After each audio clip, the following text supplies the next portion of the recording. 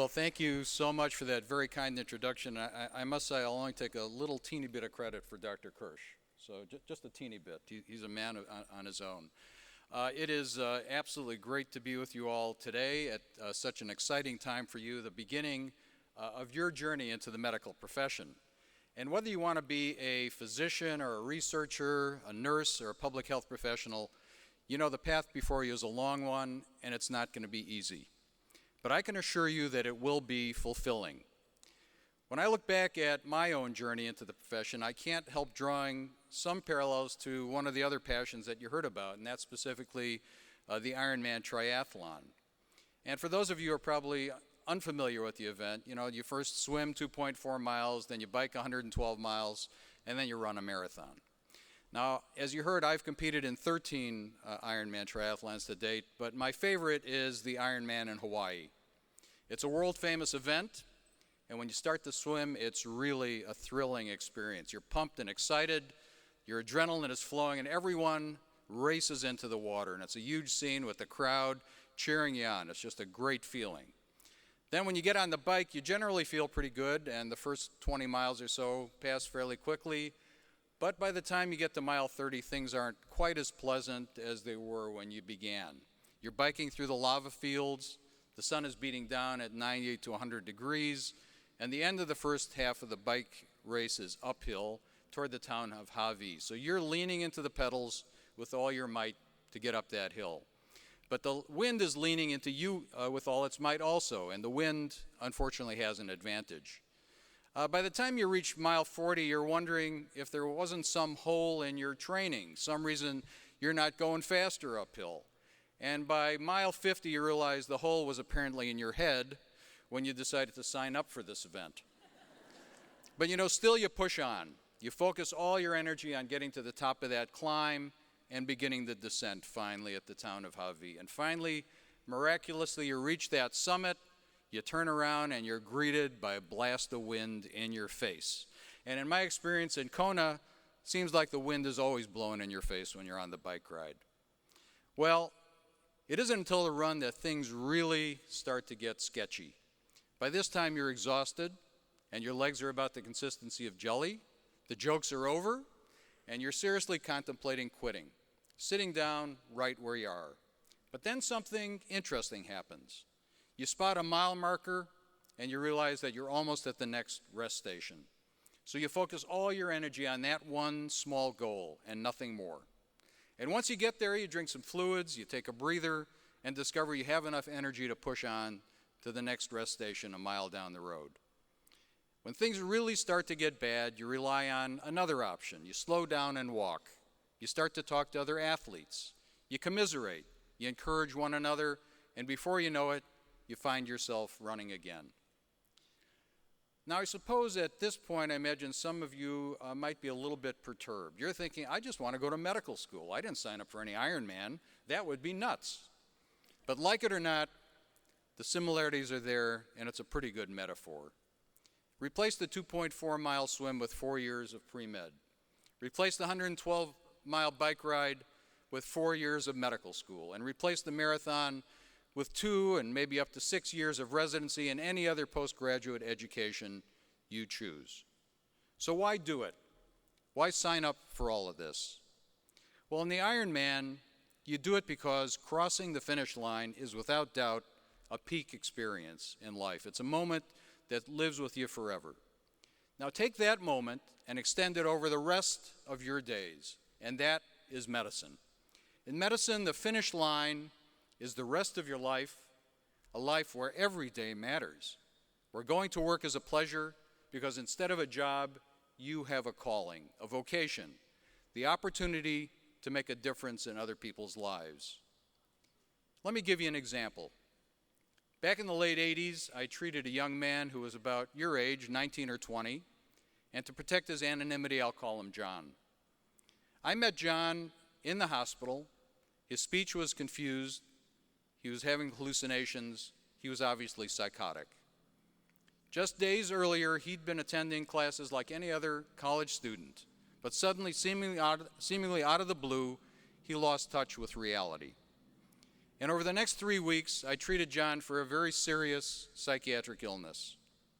Through a combination of medication and therapy, I helped him to come to grips with his condition and with the denial, humiliation, and terrifying isolation that so often accompany it. I helped him start developing coping mechanisms and recognize that his illness is not something to be ashamed of, but a biological condition that could be treated. One that hasn't stopped hundreds of thousands of people from leading healthy and productive lives. The recovery that John made in just those 3 weeks was indeed amazing, and in the more than 2 decades since then, he has continued to amaze and inspire. He not only returned to college and earned his degree, but went on to get a doctorate degree.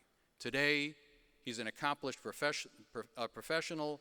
He has a successful career, a family, and a beautiful home. Now, if you want to sum up what medicine is all about, why all of you are here today, you have only to think of John. John is the finish line. To say medicine is rewarding simply doesn't do it justice. Because in my 40 years as a psychiatrist, I've been fortunate to help hundreds, perhaps thousands of people like John. To guide people through the minefields of depression, to help them cope with personality disorders, to pull a profoundly troubled individual back from the ledge of a potential suicide and help them recover their vitality. These are the kinds of experiences that draw us to this profession. They're why we go through all that training, they're why you're here today, and they're what's awaiting you in the years to come. But first, as I said, you have some work ahead of you. So as you embark on this journey, I'm going to give you some tips for success. And my first tip is just one word, and that is persistence. As you forge ahead in pre-med and later in medical school and beyond, you're all going to face challenges. Just when you make it through physics, there's orgo to worry about, and then there's the MCATs. And once you survive, there's a whole new set of joys to await you in medical school, gross anatomy, clinicals, the USMLEs. Even after you're practicing full-time, you'll still have to renew your board exams every few years, and there's always new clinical developments and treatments to stay abreast of. No matter how hard it gets or what happens, don't give up. Just a few months ago, the world celebrated the Summer Olympics in London and the incredible performances of Gabby Douglas, Michael Phelps, and Usain Bolt. They were an inspiration to all of us. But you know, it doesn't always take a gold medal performance to inspire us. One of my favorite Olympic stories occurred a long time ago, likely before any of you were born. It was in Mexico City in 1968 when the Tanzanian runner, John Akwari, finished last in the marathon. Midway through the race, he had fallen and torn a deep gash in his leg. In agony, he limped into the stadium 90 minutes after the winner, his leg bruised, bandaged, and bleeding. For everyone else, the race was over. The stadium was nearly empty, the lights were dimmed. But the documentary filmmaker Bud Greenspan, who chronicled the Olympic Games for almost 60 years, was still there, and his cameras were still rolling. You can find it up on YouTube. He asked John Akwari why on earth he kept going with such a serious injury and with no hope of winning. He replied, "My country did not send me 5,000 miles to start the race. They sent me to finish it." Students, we all face challenges in our lives. They're inevitable, but it's not the challenges themselves, but how we react to them that really matters. So whenever obstacles arise, carry on, learn your strengths, focus on what you do best, do it, and don't quit. Because it will all be worth it in the end, not just for you, but for the patients that you're going to be taking care of.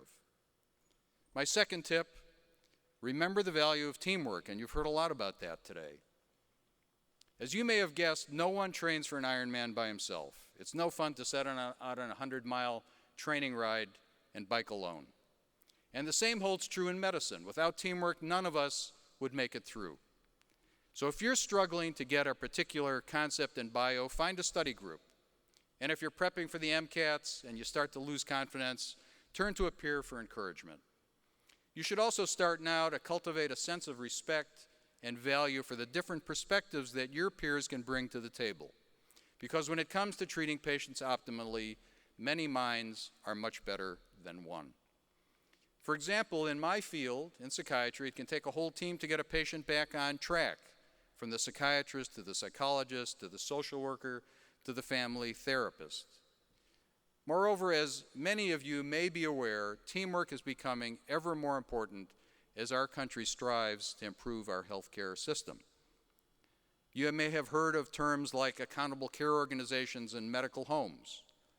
These are care models that attempt to foster collaboration among caregivers. They rely on integration and teamwork to improve the quality of care that we give to patients. The fact is, we have come a long way since the days of a family doctor with a black bag holding the tools of his trade. And of course, as you heard, there are iPads being given. I get to use my iPad myself, so everybody's doing that. The days when one person could possess all the information and ability necessary to treat a patient are gone. Today, there are more than 6,000 drugs and 4,000 clinical procedures to choose from. Today, there are complicated insurance policies, government regulations, and IT developments to consider. Today, patients are living longer than ever before. More than 75 million baby boomers have begun entering retirement, and they're accumulating more and more complex medical conditions. The bottom line is today it's simply impossible for anyone to provide all of the answers and all of the care that a patient needs, and that's why we need teamwork. When it comes to treating an Alzheimer's patient, for example, the general practitioner has a different set of skills to offer than the neurologist, or the researcher developing the latest drug, or the public health professional helping people recognize and cope with that illness. Wherever you end up in this field, remember that every single member of the healthcare profession has a unique perspective to offer. So respect your peers, engage them, and partner with them on patients. My third tip is to stay involved.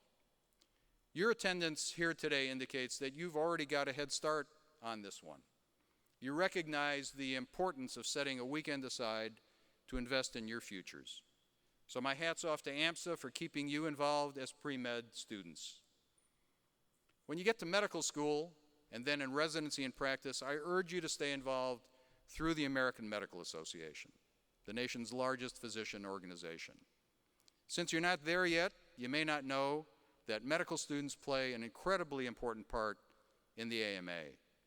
In fact, they have their own section called the American Medical Association Medical Student Section, the MSS. It's more than 47,000 medical students strong, and I am pleased to tell you that UC Davis has a strong membership base in the AMA MSS and pays for their membership. Our AMA MSS section also has a very rich history. It was the MSS that called on the AMA to pursue smoke-free workplace legislation. And more recently, it was the MSS that urged the AMA to make health system reform and providing coverage for America's millions of uninsured a top priority.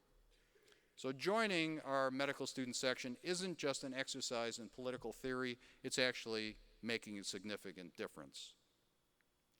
Remember that this is a historic time of change for America's healthcare system. As you know, in 2010, Congress passed the Affordable Care Act, the most sweeping piece of healthcare legislation since the establishment of Medicare in 1965.